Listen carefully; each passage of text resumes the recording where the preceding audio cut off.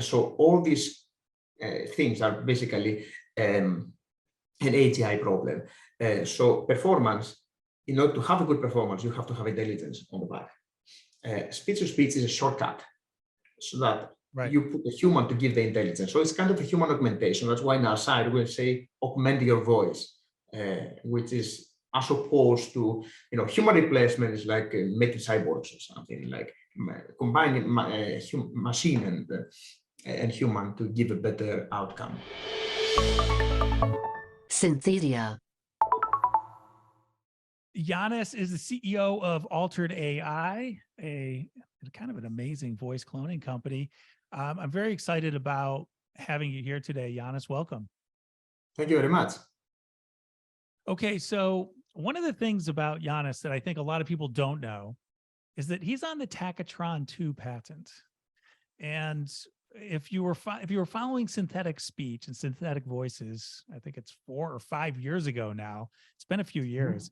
But it was a really significant advance in the quality of synthetic voices. And I would say in the voice AI world, really over the last 3 years to 4 years, synthetic voices have probably advanced further and faster than many of the other segments in that space. And so it's really an honor to have you here and to have gotten to know you a little bit, because it's such a seminal improvement in synthetic speech.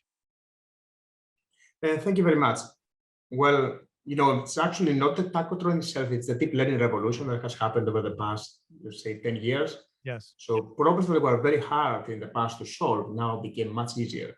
And speech synthesis, where I had been working for about 15 years or so, was also revolutionized by the abilities and the capabilities of the new techniques. And within this framework, we were able to just crack the problem very, very easily. To be honest, I was expecting more resistance.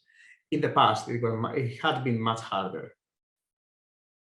Yeah, absolutely. And so you were at Google at the time, and I think one of the interesting things that I learned about that is you'd solved some significant problems and had moved some things forward, but you saw this gap in the market that you really thought needed to be filled. And it wasn't going to be that Google was going to fill it. It wasn't part of their business model. And so that led to the idea behind Altered AI. Yes, it was a problem that we were always concerned about in the speech synthesis community. And the rationale behind it and the problem we're trying to solve is that text-to-speech systems are constrained natively by the limited representational capability of text. So text cannot convey any type of message that we want. That's why we have people, we call them directors, that tell someone that this text should be performed in this way.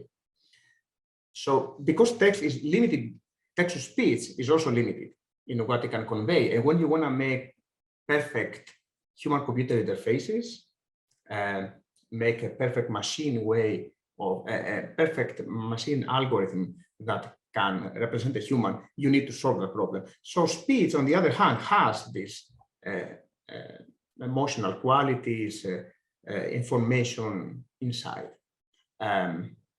So it is able of conveying a performance. So we went for speech to speech, and now we're combining various versions of text to speech and speech to speech.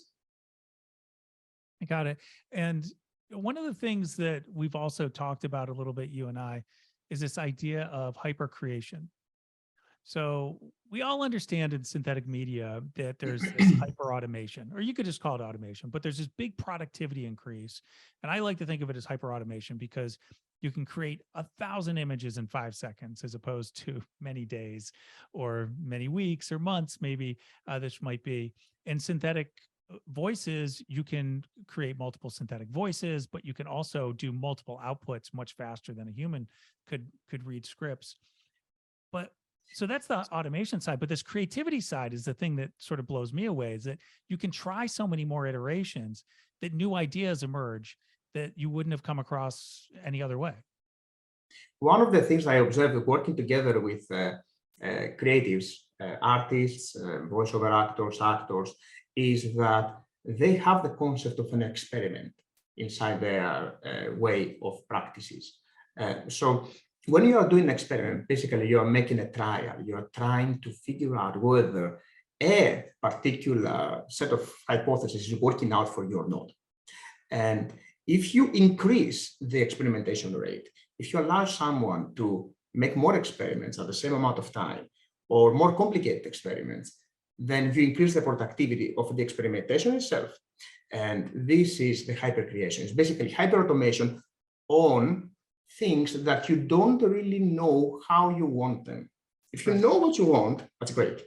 That's hyperautomation. But if you don't know what you want, if you are exploring, you are in explorative phase, whether you're a researcher in a lab, or whether you are an actor who's trying out some ideas, or whether you are a script creator or any sort of creative, you can benefit out of a faster experimentation rate, and that is hypercreation, hyperautomation in the creativity space.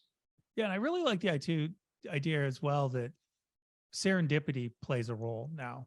There are certain times that something will just come up because you've been able to go through all these iterations that you didn't expect, and then that takes you into a new direction and really significantly improves the original vision. There is a common myth in the literature, let's say in a social myth, right? That creativity is something you wake up in the morning and suddenly you have it. And a great idea is something that you just wake up to it. To a certain extent, is correct in the sense that many people sleep on the problem, like sleep on it, they think about it when they go to sleep. But it involves a lot of experimentation at any case. So when we are talking about enabling particular, let's say, actors to be more creative, we are basically allowing them to do things that they weren't able to do before, and that would have required more actors or more people to work with together. Yeah, fair enough. Okay, so I think we should probably look at some of the demos. If you can find it, I'll make it worth your while. Should be somewhere over at Tam's Gate. It's a yellow U+ bag with a Nug Lover sticker on it. If you can find it, I'll make it worth your while. Should be somewhere over at Town's Gate. It's a yellow U+ bag with a Nug Lover sticker on it. Rafael told me you'd come. I see you got the bag. Good. And no questions asked either. Even better. Rafael told me you'd come. I see you got the bag. Good. And no questions asked either. Even better. Sucked it out of her like she's some sort of fermented sauce keg. How did she get it in the first place? I bet it's connected to that fucking soda they make. They sucked it out of her like she's some sort of fermented sauce keg. How did she get it in the first place? I bet it's connected to that fucking soda they make. Awesome. If you can find it, I'll make it worth your while. All right. So do you want me to show the other one as well? No, but let's sit a little bit on this. What you see in this video is one actor doing multiple roles. So that is a kind of a hypercreation, where you take a specialist, an expert, and you allow them to do things that weren't able to do before. It required far more people. And this actually is a form of in order to go to this point, they have experimented quite a lot to see what voice I should pick up together, what voice should I give to this character, what voice should I give to the other character, and so on. So what you see is the outcome of the iterative process that we're discussing. And iterative processes are remarkably powerful. I mean, if you believe in evolution theory, right? We are the outcome of iterative process itself. So Darwinians believe that, at least. Yeah, complicated things can come out. What I think is really interesting about this, so you have the actor that does the performance, but then you can layer on all these different voices. Exactly. So then, and these voice actors, I mean, they're actors, so they're trained to play different characters, and so you don't have to have six actors to play six characters. You might have one or two or three, and so it really changes the whole dynamic. Yes, if you're familiar with the Witcher 3 game, I played it during the pandemic. right? There were different areas inside the video game.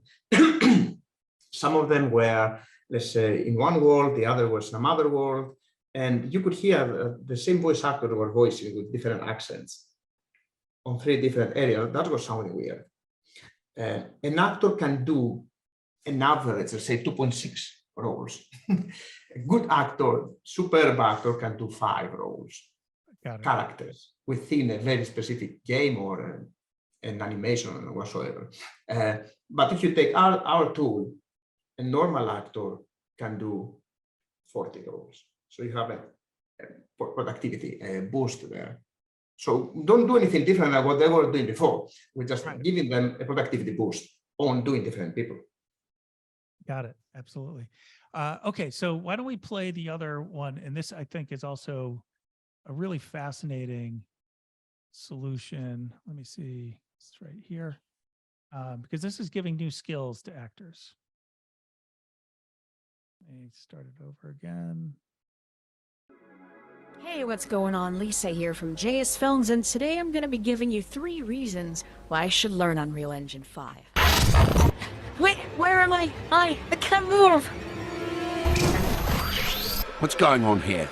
On this episode of Shark Bank, 5 investors enter the waters with dreams of becoming the next big fish in the child toy industry. Let's add some visuals. This is not fantasy.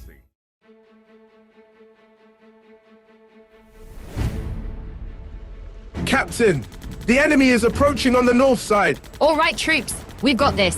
Remember your training, stay calm, and make every shot count. There's so damn many of them. We can't hold them off for long, Captain. I want my mummy! So, So what were we saying there? The script was written by my by my team like about an hour ago. Apologies if you don't like it that much.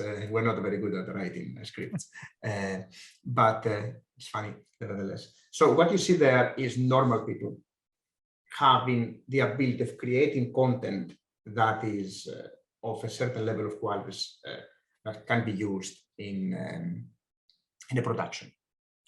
So this is a different concept of creativity, where not specialists, not actors or experts or researchers or whatever, but actual people who have a certain level of skills can get extra skills to do things that they weren't able to do before. None of them was actually a voice actor in the past, did not record in front of a microphone, wasn't able to use a voice and so on. So by using the tool, they get extra skills. So I think that's basically what AI can do for us. One of the main things that AI can do for us, it can allow us to get skills that we didn't have in the past, whether this is copywriting or whether this is painting or whether this is, like in our case, for altered voiceover. Got it. So we are, basically voiceover. Yeah, let's say AI company. Yes. These examples were for games, and I think it's really interesting that those were the examples that we're using, because it is such a fast growth area, and it is an area where synthetic is native, right? And so it's very natural for them to do it. But one of the things I thought was interesting is the application that you showed. Maybe walk through. So essentially what's happening is, while they're going through the different dialogues, they can just like quickly change in and out different voices to see, and different voice characteristics to see what works best with the script, with the scene. Is that correct? Yes, absolutely. That's a hyper creation part of the dialogue itself, where you don't know what sort of words fit in what sort of mouth, what character. So once you have your avatars, then you would like to see whether this voice actually has the characteristic that makes a nice match with the character, the avatar itself. And that is what the trials allow. And our tool is specifically made to allow this prototyping very, very easy to be done in a very simple manner, so that you can do a perfect match between the content and the voice. Yeah, absolutely. So the other thing about this is this idea of prototyping is really core to what you're focused on. And I don't really see a lot of other synthetic speech companies doing that. They're creating voice clones. They are maybe playing with accents or modifications to the voice. But like it seems like you've basically created a studio app for game designers, for entertainment designers. Yes, it is one of our bets. In everything we do, there is in other areas, there's a way to get a rough, let's say, prototype of something before you try to iterate on it or do it in higher quality. And this prototyping helps the creative process itself. You can try out ideas, whether something will work out, something will not work out. This thing doesn't exist in voiceover, and that is, for us, is one of our bets. Now, our tool is used also in the normal capacities of a text-to-speech, with speaking styles, we saw already some results, for voice cloning, also to overcome the problems that Mark Scarpa and Hannah were describing in their previous talks about what happens when the text-to-speech doesn't do what you do. We solve that problem. We know what to do. Our tool, speech-to-speech, solve this problem. But if you look a little bit ahead, then if you want to really improve the content itself, then you have to have some sort of iterative process. And this is where I see a big gap in the market. And this is one of the bets that we are making at Altered.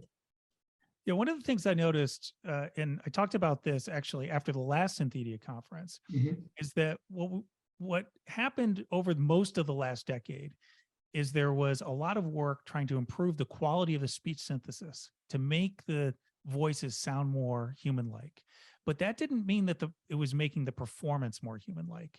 The prosody of saying a word inside of a sentence in a certain context changes. And it seems like that's where we're moving now, that we actually have high quality. Not to say that the synthetic speech quality couldn't get higher, but it's actually so high now that very often people cannot tell the difference. And we knew that back in 2019, some research that we did at VoiceBot. But now the real differentiator seems to be the performance. Is that right? Yes, performance is the next barrier for speech synthesis, but performance is basically what is an AGI problem in disguise. Because in order to give a performance, by AGI, apologies for the terminology, is artificial general intelligence, right? So it's basically, you need something understanding what is happening in the environment and how the machine or the algorithm should be positioned with regards to the environment in order to do the right performance. So if I am in a call center, for example, and I want to have an angry customer, I have to understand the context. Oh, the customer is angry. This is what I have said in the past, and this is my intention, what I want to do in the future with this customer. So all these things are basically an AGI problem. So performance, in order to have a good performance, you have to have intelligence on the back. Speech-to-speech is a shortcut, so that you put a human to give the intelligence. So it's kind of a human augmentation. That's why in our side we'll say augment your voice, which is as opposed to, human replacement is like making cyborgs or something, like combining machine and human to give a better outcome. Yeah, absolutely. So I would just recommend everybody look for that. Look for this idea of performance. We talk about volume. We talk about prosody, inflection, all these different things that make it sound more human-like and is more immersive. Now, there's also there's one interesting concept there. What performance means, right? It's a question. What does performance mean? Because I had a lot of customers coming back to us say, "Hey, I have it is creaky, sounds creaky." Then we went back to the original audio and said, "Okay, it is creaky, so it passes across your creak." I said, "No, I don't want it to pass across my creak because I want the character not to have a creak." So, but whether the creak is not, I'm talking in specific about the Californian creak. Brent, we're on the other side, right? But in the other coast, they do have this Californian creak, and these people don't want it on the recordings. So we made a specialized decreaking algorithm just to remove the creak. And this goes into various levels. So we have timbre-based voice morphing that changes just the body. You have the accent-based voice morphing that changes the body and the accent. So if you don't have an accent, you don't have to learn it. You just press a button, basically. And now we go to higher level of representation where we have transposition of the performance, which is one of the things that is up to come. Yeah, absolutely. Now, the other topic that you and I have talked about is this idea of co-pilots. And we have this idea of an assistant that does things for you. Everybody will be familiar with that. But all of the momentum right now in the AI space, the synthetic media space, seems to be around this co-pilot concept, using the AI not as across the table from you, but next to you, working in concert with you. Yeah, that's a voice augmentation, basically. It's a co-pilot of your voice. You direct the algorithm to give you a performance of someone else in that regard. So it's basically a co-pilot. We already had a small PR in the GVC with voice co-pilot and a bit of revolutionary art, but basically we're a voice co-pilot. And the concept of a co-pilot is very, very simple. What if you could hire someone to help you, right? And what if you could supervise someone to help you? And what if this someone is not as smart as a person? Would you still do it? And the answer is yes, you would do it. And that is where the AI co-pilots are coming in. We are just a voice co-pilot, basically, together with text-to-speech and everything else. Yeah. And that voice co-pilot could be for the voice actor. Yes, we have a lot of clients who are voice actors, actually, yes. Yeah, it could be the producer, the audio engineer who's working on the game or the set, right? So there's a lot of people with acting skills, with voiceover acting skills, but they didn't follow that path of career. So if someone has control over their voice, they are pretty capable of using a tool to production capacity to make assets that they will be used in a game or inside or in an animation or in entertainment, a movie, and so on. But some people don't have this, so they. But the thing is, everyone gets something better about what they have, but people with acting skills, they can do what we call superhuman stuff, things that you weren't able to do in the past. So people with normal skills get extra skills. People with expert skills get superhuman performances. Got it. And this is all for recorded. And so for use cases that are recorded ahead of time, games, entertainment, what are some of the other use cases that you think are going to be the first to adopt this? Well, we have a pretty broad distribution of our clients. So we aimed at games and entertainment, but when we opened up our product as a SaaS product, then people came from all over the world, basically. So we have a lot of people coming from advertisement, e-learning, typical YouTubers, content creators, influencers, you name it. There's just the broad demand. That's why I think we're kind of a horizontal product. When we tell you what industry do you really aim for, it's the voiceover industry, and it is basically a tool that's like a Word editor, like a spreadsheet, can be used by anyone who wants to get a bit of content. Awesome. Ioannis, how can people find out more about Altered? How? Yes. They could go to our website, www.altered.ai. Perfect. That's great. Thank you so much for joining us today. Great demos and it's great topics to talk about. Hypercreation, co-pilots, prototyping, all important topics that we need to be thinking about with AI today. Thank you, Brett, for inviting me. Synthedia. Synthedia.substack.com. Synthetic media, virtual humans, voice clones, deepfakes, AI image and text generation news and more.